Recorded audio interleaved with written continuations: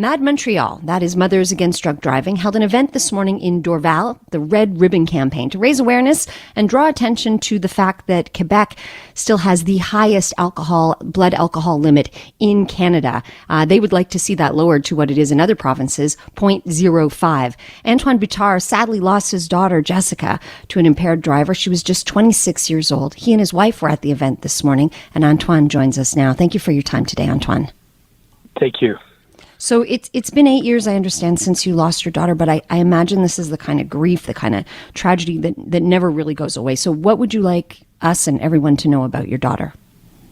Yes, by the way, thank you very much to allow me to talk. And yes, it's very, very hard. That changed our life. I mean, everything changed. I mean, we were from a very connecting family, lovely family. I mean, we used to share a lot of things together. Now everybody goes separate ways. We go in the house and it's like a mine. And it is very, very hard. Losing a child is something the worst thing can happen to you. So what we're trying to do is we're trying to fight about the 0.05. We're talking about the administration sanction, not the federal government jurisdiction. So the difference is if you pass through a red light, it is administration sanction. So the police can give you a fine, can seize your car, and suspend your driver license. So this is what we're fighting. Quebec is the only province who still has it on 0.08. All the other provinces have it at 0.05, and that makes a big difference. In British Columbia, that's say 40% of life. So even the coroner talk about it, and still we don't understand why the government wants to stay at 0.08. Can I ask, does the government, we talked about the story, Natasha, just a few weeks ago, right? Because there was a push, and then we said, why isn't Quebec following the lead? Why are we the lowest in the country, or the highest, if you will? And I think the statistics we cited at the time might have shown that we have fewer fatalities here that are alcohol-related than other provinces. So I'm wondering, does that mean we're doing a good enough job or not? Or what is the government's argument to you, Antoine, when this comes up? They call it social. I mean, they just feel that the Quebecers are not ready to have those changes. What we argue with them is the same thing as a safety belt in the car.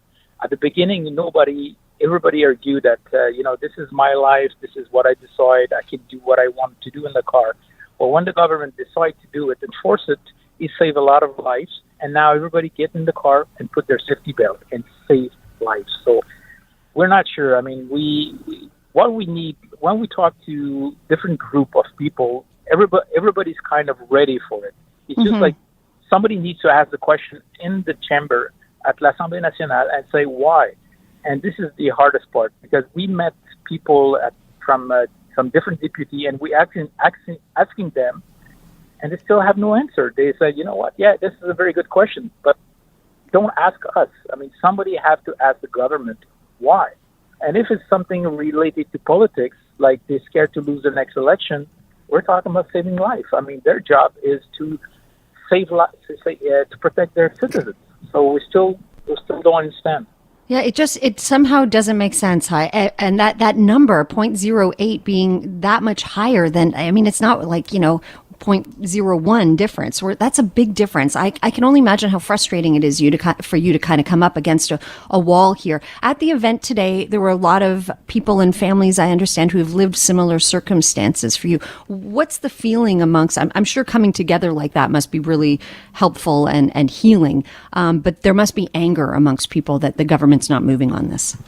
Yeah, absolutely. I mean, how can you go and look at victims and say, no, you know what you're asking, we know save life, but we're not going to do it. Yeah.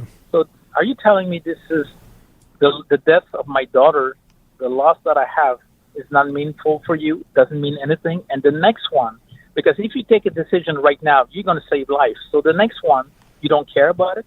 So this is the frustration that we have. All the victims, we're still like, it's a simple question.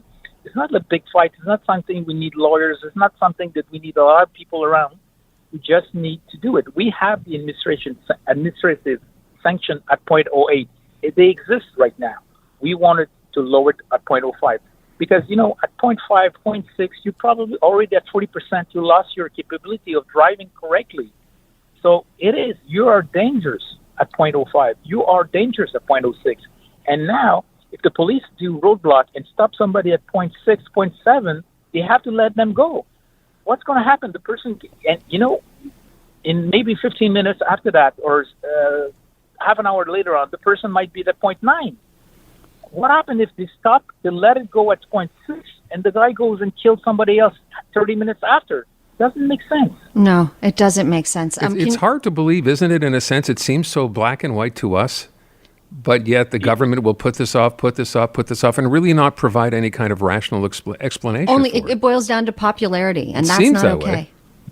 I don't know. It's a hard thing to figure out, Antoine, and I'm sure, as Natasha said to you, it's difficult for you to understand, and all the other people who unfortunately have lost people because of this, to try to explain to the government that it needs to change, and then just basically run into a closed door.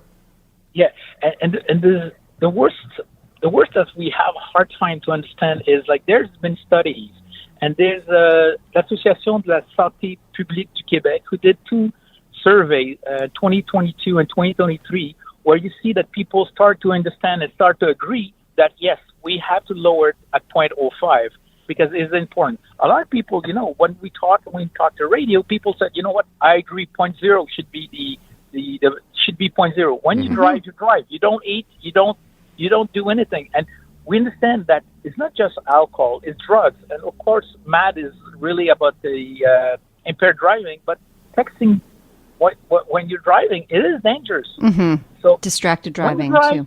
You should drive. That's it. I mean, it's simple. Antoine, tell us a bit about the Red Ribbon Project and specifically how it ties into the holiday season. Yeah, so the Red Ribbon Project starts November 1st and goes until the first Monday of January. Is really awareness of people that, holidays are starting, Christmas party, and so on. So starting, we're telling people, we can drive. We have nothing against alcohol. We consume alcohol. The only thing we say that is how to go back home safely without killing yourself, injuring yourself, or killing somebody else that didn't ask you to drink. So it is really awareness where we said, don't get in the car. If you see somebody driving and you think they might be impaired, call 911. It is all about saving life. And I just want to say something. Elizabeth and I and all the other victims, we're not pro in this. And like you said, it's a very simple question. And we hope we can do a better job, but we know that you guys are helping a lot. And we thank you so much because more you talk about it, more people get involved in it, and more people will hopefully talk to their deputy and ask them why.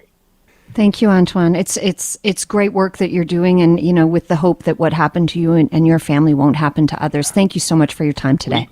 We really hope. Thank you so much. Thank you. Bye-bye. Thank you. That's Antoine Bittar. He was at this Mad Montreal event today. Let's do the right thing here and get that alcohol limit changed.